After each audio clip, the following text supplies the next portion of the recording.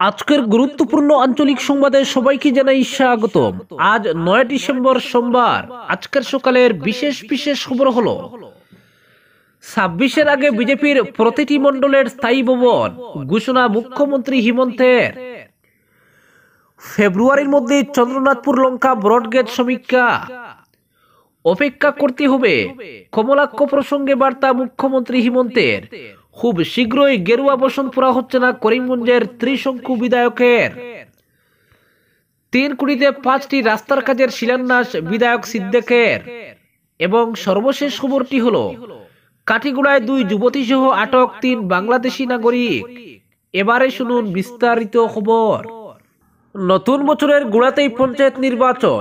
এর এক বছর গোড়াতে না গোড়াতেই এসে যাবে বিধানসভা নির্বাচন। এরই প্রস্তুতি হিসেবে রবিবার একেবারে তৃণমূল স্তর থেকে দলকে ডেলে সাজানো শুরু করলেন হিমন্ত বিশ্ব শর্মা।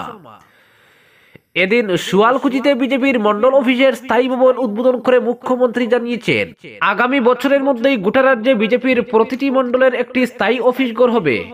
পাশাপাশি পঞ্চায়েত নির্বাচনে জোট নিয়ে গুরুত্বপূর্ণ মন্তব্য করেছেন হিমন্ত বিশ্ব। সুয়ালকুচিতে মন্ডল অফিসের উদ্বোধন করে মুখ্যমন্ত্রী বলেছেন, মানুষের আরো কাছে পৌঁছানোর লক্ষ্যেই এই পদক্ষেপ।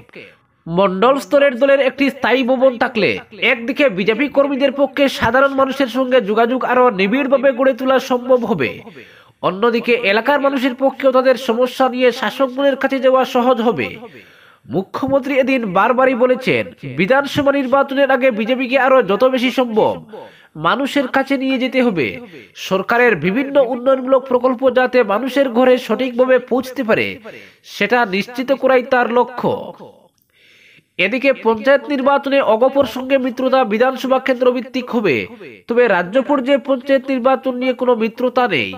রবিবার সুয়ালকুচিতে ব্রহ্মপুত্র নদের উপর সুয়ালকুচি গুয়াহাটি সেতুর নির্মাণ কাজের শুভারম্ভ করে এই মন্তব্য মুখ্যমন্ত্রী হিমন্তের।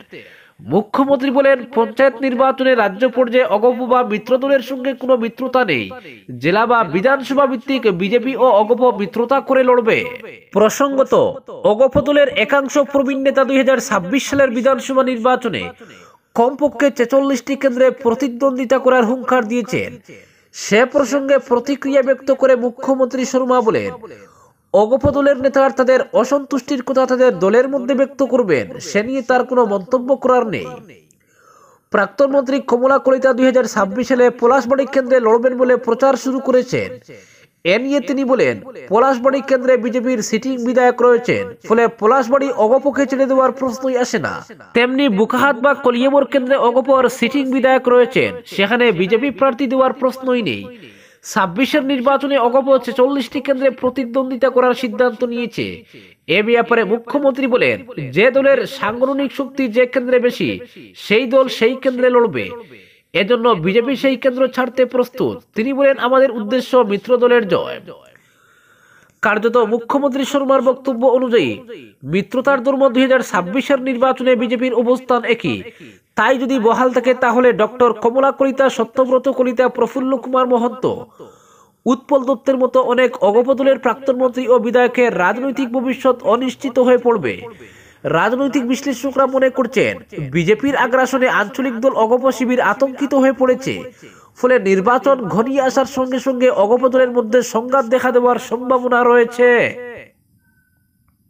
অপরদিকে ফেব্রুয়ারির মধ্যেই চন্দ্রনাথপুর লঙ্কা ব্রডগেজ সমীক্ষা। শিলচর থেকে চন্দ্রনাথপুরের লঙ্কা পর্যন্ত রেল লাইন নির্মাণের জন্য সমীক্ষার কাজ ইতিমধ্যেই শুরু হয়েছে। ২০২৩ সালের ২৪ মে থেকে সমীক্ষার কাজ শুরু হয়, তা শেষ হবে ২০২৫ সালের ফেব্রুয়ারি মাসে। শিলচর নাগরিক রক্ষা সংগ্রাম পরিষদের সাধারণ সম্পাদক হরিদাস দত্তের এক তথ্য জানার অধিকার আইনের প্রশ্নের জবাবে একথা জানিয়েছেন উত্তর পূর্ব সীমান্ত রেলের নির্মাণ বিভাগের চিফ ইঞ্জিনিয়ার। তিনি আরো জানিয়েছেন, হায়দ্রাবাদের আরবি অ্যাসোসিয়েটস এই সমীক্ষার দায়িত্ব পেয়েছে। এই রেল লাইনটির সমীক্ষার জন্য রেল মন্ত্রক ২০.৭২ কোটি টাকা ইতিমধ্যেই মঞ্জুর করেছে। উল্লেখ্য, দীর্ঘদিন ধরেই বিকল্প ব্রডগেজ লাইন তৈরির জন্য বরাক উপত্যকার বিভিন্ন সংগঠন রাজ্য এবং কেন্দ্রীয় স্তরে দাবি জানালেও সেটা যথার্থ অর্থে গুরুত্ব পায়নি। বর্ষার মরশুমে হাফলং হয়ে বর্তমানে যে শিলচর গুয়াহাটি ব্রডগেজ লাইন রয়েছে সেটা প্রায়ই বন্ধ হয়ে যায়। এদিকে মেঘালয় হয়ে সড়ক পথে শিলচর আসার যে রাস্তা রয়েছে তার অবস্থা অত্যন্ত খারাপ, ফলে মালবাহী গাড়ি ও বড় যানবাহনগুলো প্রায়ই এই সড়কে দুর্ঘটনার শিকার হয়। তাছাড়া এই সড়কটিও বর্ষার মরশুমে ধস পড়ার ফলে অনেক সময় বন্ধ হয়ে যায়। এই প্রেক্ষিতে বিকল্প রেল লাইন তৈরির জন্য দীর্ঘদিন ধরেই বরাক উপত্যকার বিভিন্ন সংগঠন শিলচর চন্দ্রনাথপুর হয়ে লঙ্কা দিয়ে গুয়াহাটি যাওয়ার জন্য একটি পৃথক রেল লাইন তৈরির দাবি তুলেছিল। এরপরই রেল মন্ত্রক বিকল্প লাইন তৈরির জন্য এই সমীক্ষার কাজে হাত দিয়েছে। সমীক্ষার পরই বোঝা যাবে নতুন লাইন তৈরি করতে কি পরিমাণ অর্থ ব্যয় হবে। যদিও এনডিএ আমলে উত্তর পূর্বাঞ্চলের উন্নয়নে প্রধানমন্ত্রী ডিভাইন কর্মসূচি অনুযায়ী 12,000 কোটি টাকা মঞ্জুর করা হলে উপযুক্ত প্রকল্পের অভাবে সেগুলোর সঠিক সদ্ব্যবহার হয়নি, অনেক অর্থ ফেরতও গেছে। অপরদিকে অপেক্ষা করতে হবে কমলাক্ষ প্রসঙ্গে বার্তা হিমন্তের। খুব শীঘ্রই গেরুয়া বসনপুরা হচ্ছে না করিমগঞ্জের ত্রিশঙ্কু বিধায়কের। কমলাক্ষতে পুরকায়স্থের গেরুয়া বসন্ধারণ খুব শীঘ্রই হচ্ছে না, রবিবার একথা প্রকারান্তরে বুঝিয়ে দিয়েছেন হিমন্ত। মুখ্যমন্ত্রী এদিন বলেছেন, এ মুহূর্তে অন্য দলের কোনো বিধায়ককে বিজেপিকে বরণ করে নেওয়া বিভিন্ন কারণে সম্ভব নয়। এরপর যদি কোনো বিধায়ক বিজেপিতে আসতেই চান তাহলে তাকে অপেক্ষা করতে হবে।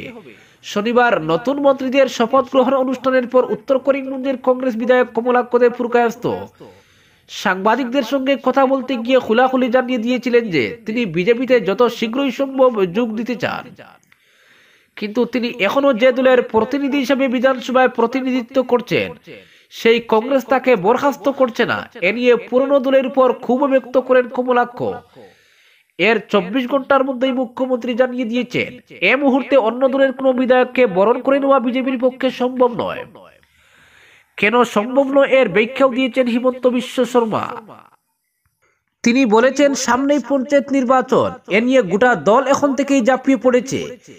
এমন এক পরিস্থিতিতে যদি বিরোধী দলের কোনো বিধায়ক বিজেপিতে যোগ দেন তাহলে ওই কেন্দ্রটিতে কয়েক মাসের মধ্যে উপনির্বাচন করাতে হবে, কিন্তু এটা দলের পক্ষে মেনে নেওয়া কৌশলগত কারণে সম্ভব নয়। তবে মুখ্যমন্ত্রী একই সঙ্গে বলেছেন, এরপরও বিরোধী দলের কোনো বিধায়ক যদি বিজেপিতে আসতে চান তাহলে তাকে অপেক্ষা করতে হবে। কতদিন অপেক্ষা এরও ভাষা ভাষা ইঙ্গিত দিয়েছেন মুখ্যমন্ত্রী। তিনি বলেছেন, জানুয়ারি ফেব্রুয়ারি অবধি। এর কারণও বোঝা যায়, কোনো বিধায়ক পদত্যাগ করলে পরবর্তী 6 মাসের মধ্যে ওই কেন্দ্রে উপনির্বাচন করাতে হয়। অর্থাৎ তর্কের খাতিরে যদি ধরেও নেওয়া যায় জানুয়ারি ফেব্রুয়ারিতে কমলাক্ষ কংগ্রেস থেকে পদত্যাগ করে ফেলেন, তাহলে আগামী বছরের জুন জুলাইয়ের মধ্যে উত্তর করিমগঞ্জে উপনির্বাচন করাতে হবে। কিন্তু 26-এর বিধানসভা নির্বাচনের আগে কি সেটা শাসক দল চাইবে? মুখ্যমন্ত্রী বলেছেন, 26-এর বিধানসভা নির্বাচনেরও আর খুব বেশি বাকি নেই। শাসক দল এখন থেকেই রাজ্যের প্রতিটি কেন্দ্রে উন্নয়নমূলক কাজে বাস্তবতা ক্ষিপ্রতা আনতে চাইছে। ফলে এমন এক সময়ে উপনির্বাচনের ঝক্কি নিতে চাইছেন না তিনি। রবিবারের বক্তব্যে কমলাক্ষ বা অন্য কোনো বিরোধী বিধায়কের নাম নেননি হিমন্ত, তবে সাংবাদিকদের প্রশ্ন ছিল কমলাক্ষকে নিয়েই। ফলে হিমন্ত বিশ্ব শর্মার বক্তব্যে উদ্দিষ্ট বিধায়ককে তা বুঝে নিতে অসুবিধা হওয়ার কথা নয়। অপরদিকে 3 কোটি টাকার মোট 5টি রাস্তার কাজের আনুষ্ঠানিক ফলক উন্মোচন করলেন দক্ষিণ করিমগঞ্জের বিধায়ক সিদ্দিক আহমেদ। রবিবার বেলা 2:30 নাগাদ দক্ষিণ করিমগঞ্জ বিধানসভা কেন্দ্রের অন্তর্গত বিভিন্ন এলাকায় এই পূর্ত রাস্তাগুলোর নির্মাণ কাজের আনুষ্ঠানিক ফলক উন্মোচন করেছেন বিধায়ক। এদিন নিলামবাজার পূর্ত গ্রামীণ সড়ক বিভাগের দায়িত্বপ্রাপ্ত এসও সাজ্জাদ আহমেদ মজুমদার সহ বিভাগীয় আধিকারিক ও কাজের ঠিকাদার কবির আহমেদ ও সেলিম আহমেদ প্রমুখকে নিয়ে প্রথমে মুখ্যমন্ত্রী পাকাপথ নির্মাণ যোজনার 2023-24 অর্থ বছরের আসাম ত্রিপুরা 8 নং জাতীয় সড়ক স্থানীয় কেশার মিল থেকে 12 গ্রাম পর্যন্ত পাকা রাস্তা নির্মাণে প্রায় 13.5 লক্ষ টাকা ব্যয়ে কাজের ফলক উন্মোচন করেন বিধায়ক। এরপর ধারাবাহিকভাবে একই যোজনার প্রায় 50,58,000 টাকা ব্যয়ে সিঙ্গারিয়া বাটুইয়া পূর্ত রাস্তা, প্রায় 90,21,000 টাকা ব্যয়ে খালোপার আলীনগর পূর্ত রাস্তা, 74,88,000 ব্যয়ে আতানগর সাউথ আতানগর পূর্ত রাস্তা এবং সিঙ্গারিয়া বাটুইয়া রাস্তা নির্মাণে প্রায় 3 কোটি টাকা ব্যয়ে কাজের ফলকের উদ্বোধন করেন বিধায়ক সিদ্দিক। এতে উপস্থিত ছিলেন বিভাগীয় সহকারী কার্যনির্বাহী বাস্তুকার দায়িত্বপ্রাপ্ত এসও প্রমুখ। অপরদিকে কাটিগড়ায় 2 যুবতী সহ আটক 3 বাংলাদেশি নাগরিক। বেশ কিছুদিন থেকে বাংলাদেশে চলছে রাজনৈতিক অচলাবস্থা। দেশের সংখ্যালঘুদের উপর আক্রমণ সহ মন্দিরে হামলার ঘটনাও সংঘটিত হচ্ছে।